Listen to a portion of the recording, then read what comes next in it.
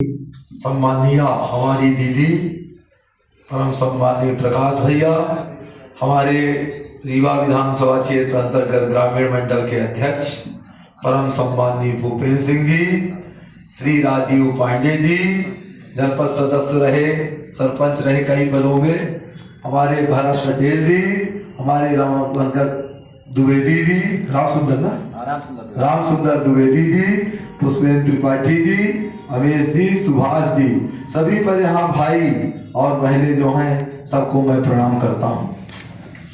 मैं बहुत कम बोलूँगा, बस जहाँ बोल रहे हैं वो स्वयं ज्ञान का केंद्र है।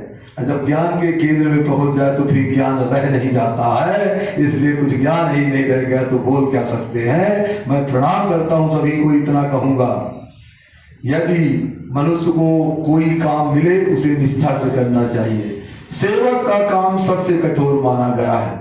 सब ते सेवक धर्म कठोरा, सिर भर जाऊं उचित असमोरा।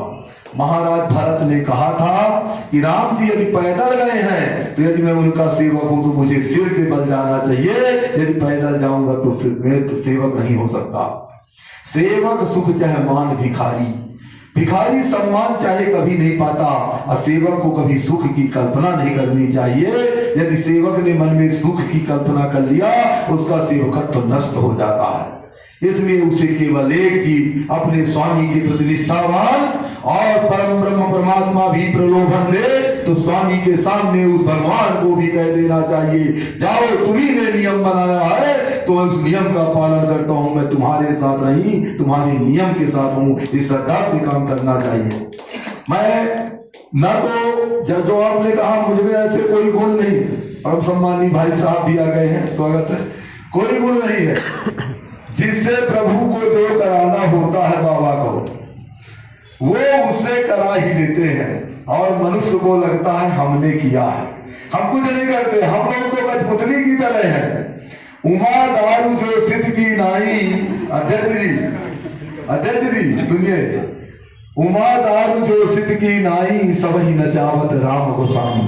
प्रभु सबको नचाते रहते हैं, जिससे जो कराना है वो कराते रहते हैं, और हम मान लेते हैं हम करते हैं, यही तो माया है।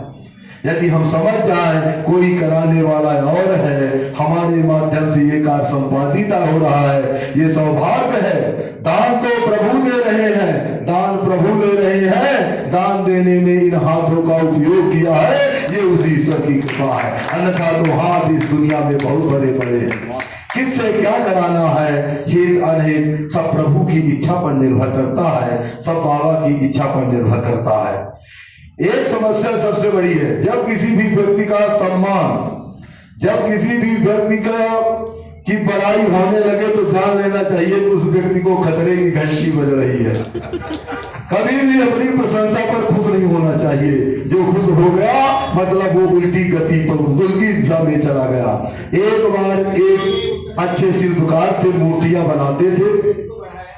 जब मूर्तियां बनाते थे तो देवर्षि नारद ने कहा कि परसों आपकी मृत्यु है इतने बजे, और योग द्वारा सांस को रोक लेना है आप, और उसी तरह की मूर्तियां बना लो तो यमराज को पता नहीं चलेगा असली कौन है और नकली कौन है।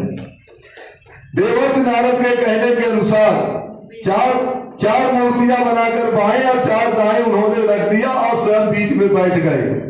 जब प्रकाश भैया सुनिए, चार मूर्तियां बाएं चार दाएं, स्वयं योग के द्वारा सांस रोककर बैठ गए। यमदूत आए, बोले वो कौन है जिसकी आज मृत्यु है। देखते रह गए, पहचान नहीं पाए। उन्होंने अपने यमराज से कहा, अपने महाराज से, कि यहाँ तो 9 लोग एक जैसे हैं, किस व्यक्ति की मृत्यु है समझ में नहीं आती। उन्होंने कहा मैं ब्रह्मा जी से बात करता हूँ, सृष्टि की रचना का जिम्मेवारी उनके ऊपर है। ब्रह्मा जी ने कहा मैं दुनिया में 2 व्यक्ति एक जैसे नहीं बनाता, तो 9 कैसे बना दूंगा। फिर भी मैं भगवान विष्णु से पूछता हूँ कहीं उनकी कोई ऐसी कला तो नहीं है। भगवान विष्णु से पूछा गया, भगवान विष्णु ने कहा मैं सृष्टि रचना नहीं करता, मुझे इसकी जानकारी नहीं है। ब्रह्मा विष्णु शंकर सभी देवता इकट्ठे हो गए, प्रकृति का नियम टूट रहा है, जिस व्यक्ति की मृत्यु है उसका पता नहीं चल रहा कौन है। अंत में भगवान विष्णु ने कहा जिसने इन मूर्तियों को बनाया है वो मिल जाए तो मैं उसे ब्रह्मा का पद दे दूं। तो बीच में खड़े होकर कहा मैंने बनाया है, भगवान ने कहा पकड़ लो। कभी भी प्रशंसा में खुश नहीं होना चाहिए। प्रशंसा एक परीक्षा है आपके अंतर जगत को नापने की कि आप कितने गहरे हैं या उथले हैं। प्रशंसा आप में उथलापन होगा तो आप बाहर निकल करके अपने रहस्य को प्रकट करके अपने जीवन को उल्टी दिशा में बहा देंगे। इसलिए प्रशंसा जहर तुल्य होती है। आपका कर्तव्य है, आप हमारे बड़े भाई बहन हैं, आप हमारा उत्साह बढ़ा रहे हैं, पर मैं प्रकाश भैया ईमानदारी से कहता हूं मैंने अभी तक कुछ किया ही नहीं है। मैंने कुछ नहीं किया। जबरदस्ती जब आप कहते हैं तो मुझे बड़ा संकोच लगता है, मेरा सिर झुक जाता है। मैं कल दिन भर छिपा रहा, शाम को 7 बजे अर्जुन तिवारी जी ने पकड़ लिया तो वहां 400 लोग अभिनंदन कर दिए। मैंने कहा मैं इस लायक नहीं हूं, पर आपने कर ही दिया है तो अब मैं इस लायक बनने का प्रयास करूंगा। ये आपको वचन देता हूं। मुझमें कोई योग्यता नहीं है। आपने कहा नाम तेजमान कुछ नहीं जानता हूं, पर यदि आपने कह ही दिया है तो फिर मैं प्रयास करूंगा कि आपकी बातें खाली ना जाए। मुझे हर व्यक्ति कहता है हनुमान जी के परम भक्त। मेरे गांव के लोग जब मुझे मिलते कहते जय चिरौला नाथ। मैंने कहा मैं हनुमान जी का भक्त नहीं हूं, पर इस भारतवर्ष के लोगों ने जबरदस्ती मुझे हनुमान का भक्त बना दिया तो हनुमान जी को मानना पड़ेगा कि मैं उनका भक्त हूं, क्योंकि बहुमत का जमाना है। इतने लोग कहते हैं हनुमान भक्त है तो फिर चिरौला नाथ को मानना ही पड़ेगा। मनमाना नहीं कर सकते, क्योंकि प्रकृति के नियमों से भगवान भी बधा होता है। यदि प्रकृति के नियमों को जो तोड़ते वही शैतान है, और प्रकृति के नियमों का पालन करे वही भगवान है। प्रकृति के नियम क्या है? प्रकृति के नियम है ईश्वर सब व्यक्ति भूत प्राणियों के हृदय में निवास करता है। हम उस ईश्वर से देश करते हैं। प्रजापिता ब्रह्मा कुमारी सूर्य विश्वविद्यालय हमें यही सिखाता है कि सप्तम मोहिमय सब जग देखा और मोहिते अधिक संत करी देखा।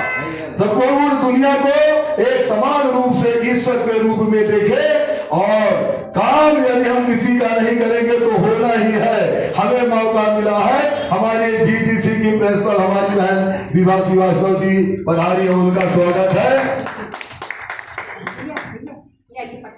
दुनिया के काम तो चलते रहते हैं, सूर्योदय होता ही रहेगा, सूर्यास्त होता रहेगा, दोपहर होगी, हवा चलेगी, अग्नि जलेगी, पर अग्नि और हवा पानी से हमें क्या शिक्षा ग्रहण करनी है, इसके लिए सूर्य होता है।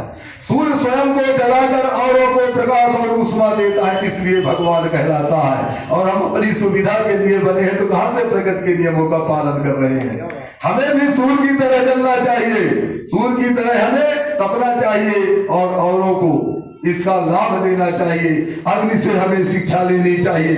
अग्नि हमारी सुविधा को नहीं बनी, इसलिए बनी है। अग्नि स्वयं को जलाकर ऊष्मा देती है औरों को। अग्नि संकट की घड़ी में हमारे हर संस्कारिक कार्यक्रमों को, संस्कारों को पूर्ण करने में अग्नि की भूमिका रहती है, इसलिए अग्नि आदरणीय है। आप किसी के काम के हैं, ये आपका सौभाग्य है। ये आप किसी के ऊपर एहसान नहीं करते हैं कि हम किसी के काम आ रहे हैं। ईश्वर ने आपको किसी के काम के लायक बनाना है, ये भावना बनी रहे, यही मनुष्यता है। फिर मनुष्य केवल नाम मात्र है, बाबा की कृपा से सृष्टि का संचालन होता है। मैं इतना कहना चाहूंगा, मैं